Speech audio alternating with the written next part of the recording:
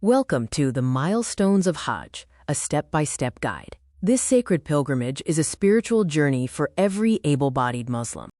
Hajj is one of the 5 pillars of Islam, a mandatory religious duty for all adult Muslims who are physically and financially capable of undertaking the journey. The Hajj represents unity, devotion, and a deep connection to the history of the prophets, offering profound spiritual purification. The journey begins with entering the sacred state of Ihram, marking a commitment to the pilgrimage and its associated prohibitions. At the designated boundary or miqat, pilgrims must enter Ihram with the sincere intention or niyyah for Hajj. This involves wearing the prescribed Ihram clothing and constantly reciting the talbiyah, proclaiming, "Here I am at your service, O Allah, here I am." The next major milestone is arriving in the holy city of Mecca, home to the revered Kaaba and the Grand Mosque. Upon arrival, pilgrims head directly to the Masjid al-Haram, the Grand Mosque, to commence the initial rituals.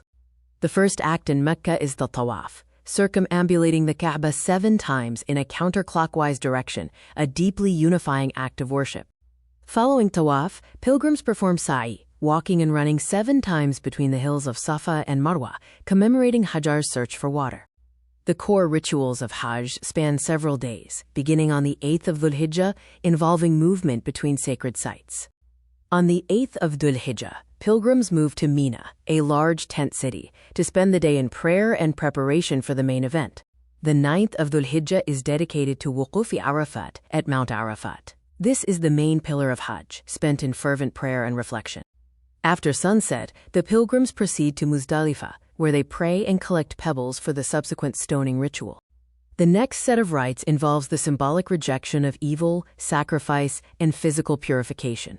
Returning to Mina, the pilgrims perform Rami, the stoning of the Jamarat, symbolizing the rejection of the devil's temptation.